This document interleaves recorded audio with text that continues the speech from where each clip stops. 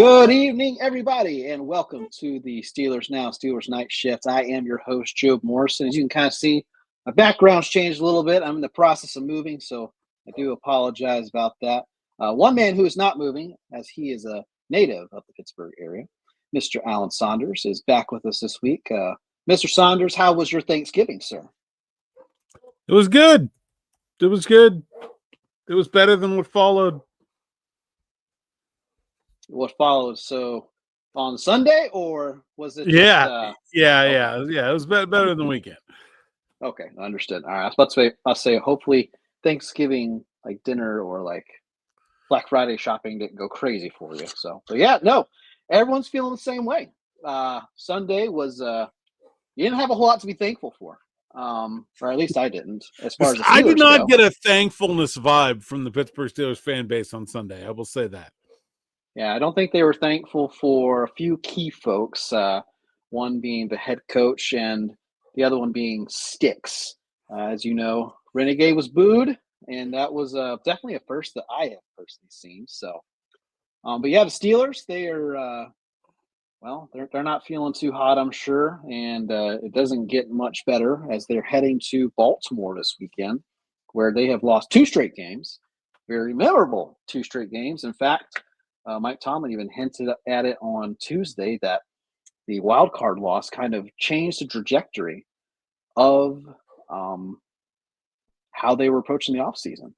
How are the vibes, and what are your thoughts on the Baltimore coming up? I think the vibes, and I'm going to write about this tomorrow morning at SteelersNow.com.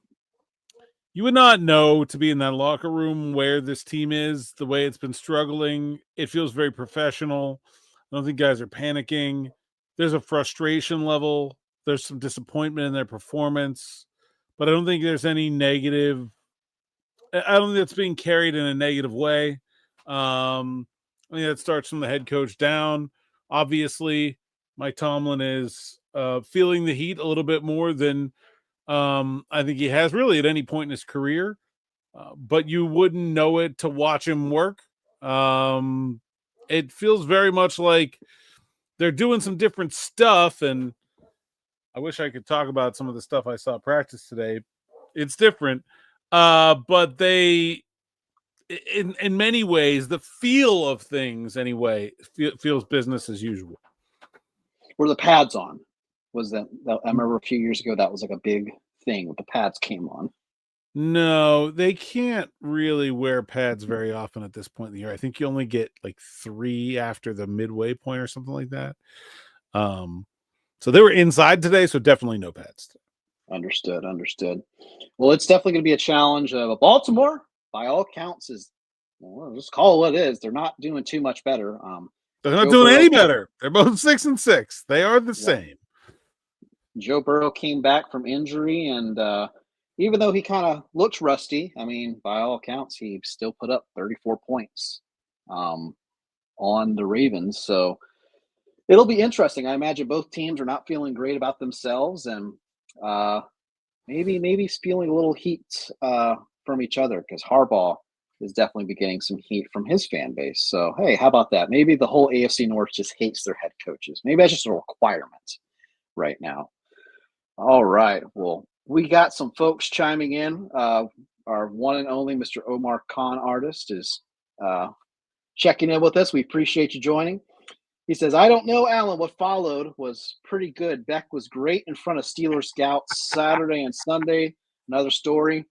Are we back like we never left when it comes to Beck, Mr. Khan? I guess we, as in he and I, and our friend, Mr. Fehoko. Alan, what do you assess of Mr. Beck's performance in Acrisure Stadium? And could he have more performances at Acrisure Stadium potentially? No. I mean, maybe in like the 4th round or something. The arm strength just doesn't look like it's there anymore. Had that injury. Obviously that sucks, but no, I wouldn't be too interested in seeing a lot more of Carson Beck. No, certainly. I will say I like the way he bounced back, but I do have to unfortunately agree. I think that elbow injury just has taken its toll, and I mean, we kind of mentioned it, on this show before that those elbow injuries are tricky. I mean, Ben, he held up for few games, and then the elbow was gone. Same thing happened in 2021. Plus, his knees weren't in great shape there. So Yeah, the one he, that always comes up for me, it's like Chad Pennington, like very yeah, similarly, was a guy that just after that injury was kind of, I mean, like he kind of got through it okay, but wasn't ever really the same kind of guy. That's really tough injury. yeah, and Jake Delhomme in 2007. He had a good year. 2008 had a really bad playoff season. Then after that was never the same. And I actually was at that game when he blew out his elbow. It was against the Falcons. It was my I took my buddy to his first Falcons game, or I guess I should say my dad did because I was only 13. I couldn't afford those tickets. Um, Portersburg is not feeling optimistic at all about the Baltimore game, and he says, "Allen, don't lie. Henry is going to rush for 300 yards." I mean, I don't think he's going to rush for 300. I do, I it will be. Here's the thing about the Steelers defense this year that has been very strange is that they have been very good, like at sort of very specific things and specific, like they shut Jonathan Taylor down, and he's Yes, been the best running back in the league all season, and they completely dominated him. And then like James Cook eats him alive. I don't know. Um, I think this is a game where you have to pick your poison, and the combination of Derrick Henry and Lamar Jackson has been devastating. But like Lamar doesn't look right. If I'm the Steelers, I'm approaching this game like stop Derrick Henry come hell or high water. And if this is the game that Lamar finally finds his game and looks like an MVP candidate, well, like you're probably going to lose anyway. So right. take your chances with the guy who's been struggling, I think, and find a way to stop Derrick Henry. And I will say, a lot of my Ravens folks have been saying Derrick Henry hasn't looked like he did last season. Not sure if they're maybe implying there's something going on there, but or it could be Father Time is starting to get a hold and starting to pull him back a little bit, like we've seen some Steelers defensive backs this year, who is no longer here, Mister Darius Slay. What were your thoughts about that move? I mean, I like the signing in the summer. I thought that it was a sign they were going to run more quarters, which is sort of what Vic Fangio runs a lot of, and they didn't. He didn't look very good in man. Joey Porter isn't very good in cover two. So they were again sort of stuck with this mismatched fit at the cornerback position. I actually think he's going to do very well in Buffalo. I think Buffalo's defense is very suited to his skills, but it became pretty clear that when the Steelers didn't, like, I thought the Steelers were going to run a lot of quarters this year. I really did. I think they should have. I think it's a good defense for them. I don't know why they put it in this summer. Like, we saw a lot of it in OTAs this spring. And then they never really went to it in a way that I thought they were going to. And I don't know why you get Darius Slay if you're not going to do that. But when they didn't, there wasn't much else to have him do. So I think this is going to be one of those ones where, like, he's going to go to Buffalo and look good, and people will be like, "What the heck, Steelers?" And like, on some level, yes, but he couldn't do the things. I mean, James Pierre's been out playing him without question. Yes. So I think they're kind of doing him a solid by releasing him. I think he's going to be pretty good in Buffalo. I think the Steelers are lucky that it isn't someone. I mean, they care deeply about succeeding that claimed him, because could be real bad. No, certainly. Pierre Peninsula, as Omar Connors, he says island. I like Peninsula because it kind of caught on for me. And Portersburg, he does have some good feedback here, kind of when we were talking about the rushing game.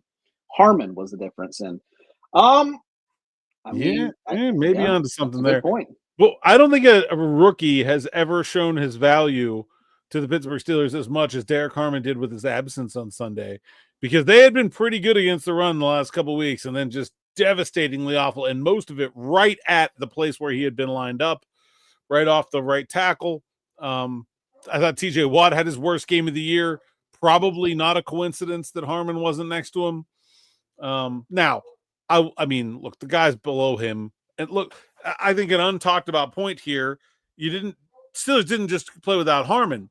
The entire second team defensive line is out long term as well. No Daniel Akawale, no Dean Lowry, no Isaiah Loudermilk. Y.A. Black was supposed to be the seventh guy, and now he's starting.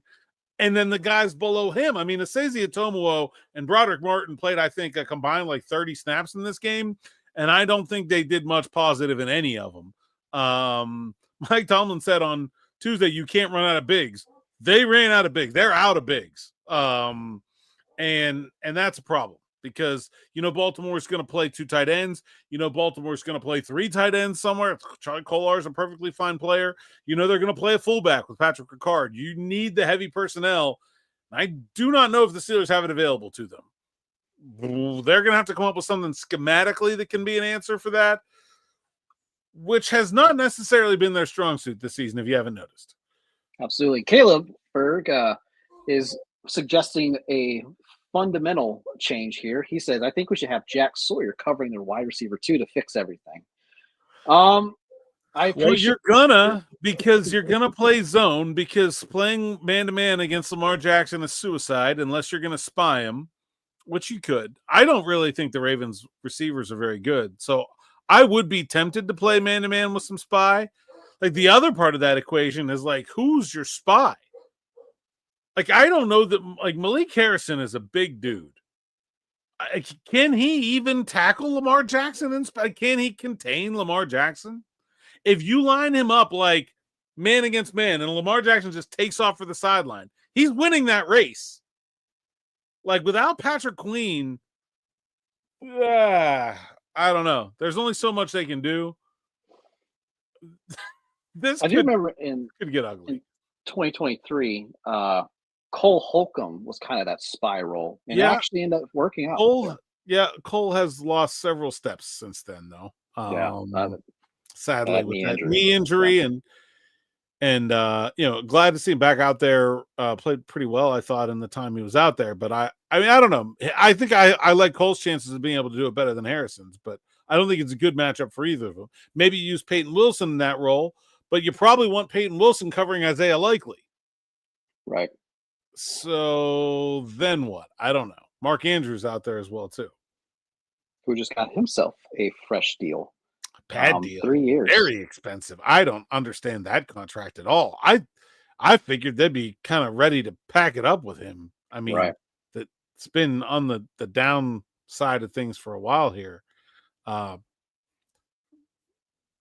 hey, whatever. Schoolhouse Rocks has appreciate the donation, by the way, Caleb. Yes, we love the super chats here.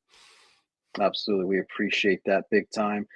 Schoolhouse Rocks, he has 2 comments here. First one, he says, got to go 2 more back sets, and then he asks, this is an interesting one. Start bench cut, since we're start bench cut. Good Lord. Going to circle back to the quarterbacks for the upcoming one. He says Moore, Mendoza, Simpson. Mr. Saunders, I'm going to let you take this one first, actually. Start Mendoza, bench Moore, cut Simpson. That's easy. Mendoza is the most ready to play prospect of those 3 by far. I think Dante Moore is a developmental prospect, has the highest upside of the 3. Put him on the bench, let him learn. Let him wait a year. He's a wait a year guy for me. If I'm drafting him in the top 5, I want to have a Jacoby Brissett or Mac Jones or somebody to hold the door open for a year. Simpson, I really like as a prospect, and I think is probably, if I were to wager cash money on like which quarterback are the Pittsburgh Steelers most likely to draft right now, I would say Simpson of those 3, but I think he's a clear step down from the other 2. I have to disagree. Let me rephrase that. On Mendoza, I agree. Start. That's going to be your starter. He's the undoubted. I keep trying to not put him in my weekly stock reports. So it's like how much I can't go up any higher. No. Yeah, right. So, but I'm actually going to put Simpson on the bench, and here's why. I think he went into I know there's not many Auburn fans in Steelers Nation, but I am one of them. He went into an environment that has broken Jalen Hurts, Mac Jones, and almost broke Bryce Young. What do they have in common? They're all starters and they're all pretty successful, except for Mac Jones. But I think that was more New England giving him Matt Patricia as an offensive coordinator. But I digress. But I will say Simpson hung in there. He got beat up, and he played in what I think is probably going to be one of the closest NFL environments he's had to this point in his career. But that's just because I'm a little biased, and I like to hype up my Tigers and the Iron Bowl.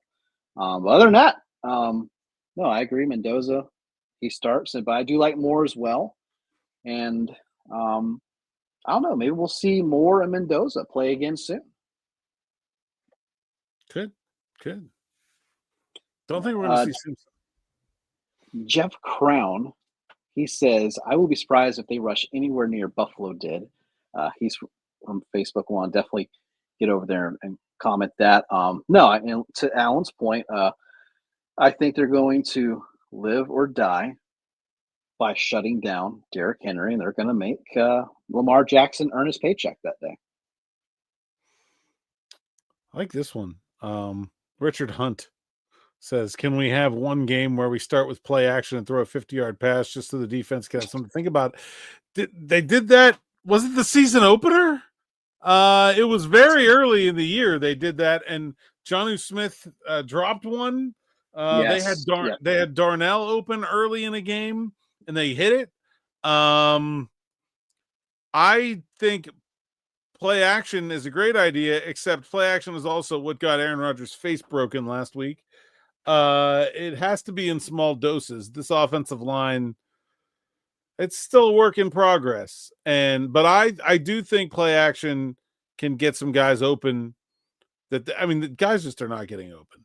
And that's not really surprising. The number of double teams DK's facing is not really surprising. George Pickens had his always bleeping open little yes. DK should have always bleeping double teamed because that's basically the same. Yes. Maybe he could put it on his gloves since he doesn't use them for anything else, since he's just out there running a bunch of cardio most of the time. I don't hate the idea of some play action though. I think the Ravens defense has struggled, man. They're not playing well, and they're moving Kyle Hamilton around and trying to turn him into this do it all playmaker. And I think misdirection is the way you stress that. I'd like to see some jets. I'd like to see Arthur Smith get in his bag a little bit, because I think when you're putting so much on one guy, what they're asking Kyle Hamilton to do, is too much. And I think you can take advantage of that with some misdirections kind of stuff. Play actions only barely misdirection, but I think it is easy to forget that the Baltimore Ravens have a worse defense than the Pittsburgh Steelers. They are 24.4 points a game. The Steelers are 24.1. They're the 20. When was the last time these two teams played and their defenses were ranked 20 and 21? It just feels like in very many ways a bizarro world version of this rivalry this year. And, I'm sure a lot of, national media experts are going to say, well, this could be a shootout potentially. And then we all know how it's going to end. It's going to end 13-9 or 13-10, something like that, because they're going to highlight how bad the defenses are. One thing I will say when it comes to play action is Aaron Rodgers going to go under center, because I feel like it'll be more effective that way. Yeah, maybe. I don't know. We'll see probably Thursday. But he did not practice. Did they call him DNP today? Yeah. DNP, he didn't take any team reps today, I know for sure. So we'll see about Thursday. Omar Khan artist, he highlights something that popped up on social media today. Broderick Jones getting Protector of the Year recognition. 0 penalties so far, which is interesting because you kind of think he's had some struggles, so there's bound to be at least one false start in there, maybe a hold. Apparently not. I got a great text about this. So I sent this to someone I talked to who's a lineman, and he texted me back. He said, just means you're not holding enough. which I thought was the greatest response. As if you have no holding penalties, then you should have been doing it more often. And I think if you're the Pittsburgh Steelers with a 42-year-old quarterback, you'd have preferred that a couple of those sacks that he gave up early in the year had been holding penalties instead.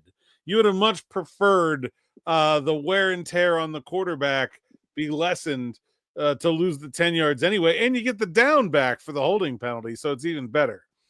Broderick has had it's a real shame that he's losing the rest of this year, or it seems like he's losing the rest of this year, because I do think his development is really important to this team, and I do think there was progress shown this year. I don't know about protector of the year though.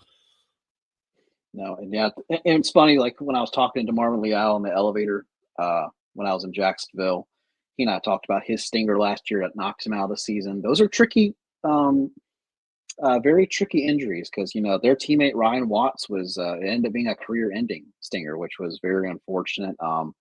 But Mr. Leal said that the rehab is going to be the most important part, and not trying to get too far ahead of it. So kudos to him also chatting it up with my son on the elevator. Branson Sloppy Seconds, my favorite username. He looks like you said something earlier on the afternoon drive that caught his attention. Not gonna lie, when you said something about not bringing back TJ Highsmith Hayward, I was not liking the sound of it. But after the past game, I'm coming around to it a little more. Would you add some more color to that, Mr. Saunders? I don't think that anybody on the defense that's making any real amount of money is living up to their price tag right now.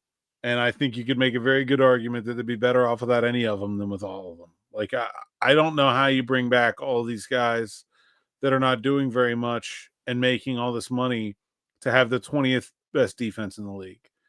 I think I felt like this season was a stress test of two ideas. It was a stress test of the rebuild of the offensive line. I think it's gone okay. I don't think you got what you really wanted out of this season. But I mean, I think like it's gone okay enough that you want to go into next year with all five with the four young guys anyway. And honestly, Spencer Anderson's kind of been a nice bright spot as well. But the other thing is like the whole idea of spending this much money on defense. And I think it's easy. Like if you can spend $160 million and be 20th, you can spend $80 million and be 20th. Like if you're going to be bad anyway, be cheap and spend and balance the spending. And so I think this entire concept of this defense has failed. I think that Terrell Austin deserves a good bit of blame is probably the wrong word here, but like, yeah, I think you need to change the defensive coordinator too. And that's one of the reasons I argued for doing that sooner rather than later is that maybe you find something with these guys and it's like, oh, well, it was just all the play calling and we fixed that. And now some of them are starting to look better. But as things stand right now, I would be ready to take a machete to that defensive depth chart and find a way to make it less expensive. Yeah. And I think as the draft approaches, some of those guys that Branson mentioned could be some key pieces and maybe a trade up if they need to for the guy they want at quarterback. And Sure. I think what makes it even like just more of a stab in the gut for Steelers fans, the fact that Myles Garrett is, for once in his freaking career, looks like the absolute best player in that department, especially in the AFC North. He's going to earn it also, when he wins Defensive Player of the Year this year, unlike the first time. Yes. And he got his money. TJ got his money, and it's just not balancing out for Pittsburgh. Now, some folks can say it's, because TJ lines up the same spot, blah, blah, blah, blah. I just think, I don't know. I don't know what to think, but all I can tell you is the stats don't lie for once to Cleveland fans. That Myles Garrett is winning in that department, and I tip my cap in his direction without gagging. But nonetheless, so that is where we're at with that. Ryan's asking, what do we think of Jalen Ramsey? I think he's looked good when at safety. Go Steelers. Oh, I think he's been fine at safety. I just don't think that's what they had in mind when they traded for him at the end of the day. Yeah, I mean, he's basically just been what Minka Fitzpatrick was last year. Keep a lid on it, but not a lot of splash. I don't know that's worth what they're gonna. I mean, he's on the hook for. I think they're on the hook for 17 million next year. I don't know that I'd be signing up for that. I mean, he's been better than Juan Thornhill, but there's a big in between there. Same thing about like Patrick Queen. I think Patrick Queen's been really good. I think his absence last game was very notable, but is he worth the price tag? I don't know. He can be better. That's the other all these guys can be better. They can be more impactful.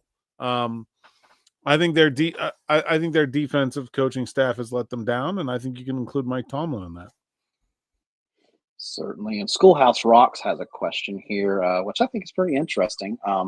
He says, it seems when we run the rub routes, we get called for penalties, but when other teams do it, they don't. Why is that? And I think sometimes with those teams that are coached to do it, it's a little more subtle and they can get away with it. But I think some of the moments you've seen with Pittsburgh, it's almost kind of like, dude, you weren't getting away with that. Like there was one. DK's a goon. Yeah. Like that's just make it real short and sweet. Like DK's a big, strong, physical, aggressive guy. You can't rub route DK. Like you're having DK Metcalf pick off some slot corner and he's going to send him flying 5 yards away. Like, the Steelers are now, and the other, like, maybe they're just doing it with the wrong guys. Calvin, he's not going to move anybody at all. So, I think it's mostly been Metcalf, and I think it's mostly just because he's so strong and so big that it just becomes obvious when he hits somebody. And here's one thing I will say when you kind of mention who's going to do it. I feel like Roman Wilson, when you kind of look at some of the stuff on film, he's not getting wide open, but he's making enough separation. I think they should do some things differently with him, and maybe that's one of those things they should. Or maybe Adam Thielen can come run some rub routes. Yep, that'll be him. Sure, he's got that crafty veteran, mindset. Savvy veteran. Yeah. And James has a comment here. He says, defense had a Kenny Pickett preseason/season. I think that's pretty fair to say. I mean, we didn't see them a whole lot in the preseason. Yeah, they didn't play in the preseason. Some of the guys we did see, I mean, we saw Sawyer and Harmon and Pierre and stuff. Yeah, they didn't play a whole lot in preseason, but I can understand where he's coming from. Carlos is asking me where I got my shirt from. I got this back in 2022 when they released it. It's the Reverse Color Rush shirts.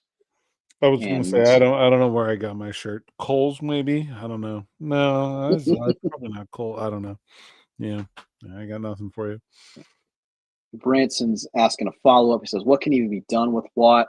And my honest answer to that is I really don't know. At this late in the season. I mean, you mean like I assume he's talking about the offseason. You could trade him in the offseason. Oh, that too. This late in the season, I don't know. I wonder how much that he was limited or DNP today, toe injury. Wonder how much that was affecting him against Buffalo. But yeah, I mean, I don't know what else. Yeah, I mean, that's all they could do if they don't want him. They'd have to trade him, and it would be a big dead cap hit to do it. But no, absolutely. And I will say the toe injury that came from, it looks like their tight end stepped on it inadvertently. And I mean, he was out the rest of the game. So, which is unfortunate, but I mean, he is getting older. My question is what kind of price tag is going to go for? Because there will be a team, I'm sure, that would, if he can get to double-digit sacks, I'm sure there's going to be a team that's going to justify a day 2 pick for sure. I just don't know if it'd be a day 1. Yeah, I don't know. I mean, they're going to trade up, so it could be part of a move up too. Get a team like Washington. Yeah, Washington loves their veteran defenders right now. I mean, they got Bobby Wagner. They got my boy Jonathan Jones. Shout out Carrollton High School and Auburn products. Yeah, they I think they were the oldest defense going into the season, maybe the oldest roster.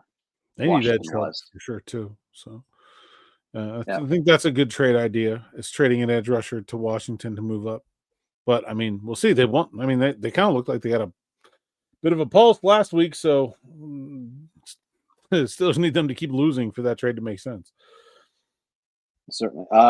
And we have a follow-up question about the contract from Branson. He's asking how much guarantees, who would want it. And I will say, looking at over the cap, his dead cap hit would be 30 million if traded before June 1st, and they would save $12 million. That would be the most likely, time frames pre June 1, so they can use that next year. But in the event they didn't Yeah, get that done, $30 million dead cap, and he's got then the acquiring team would take on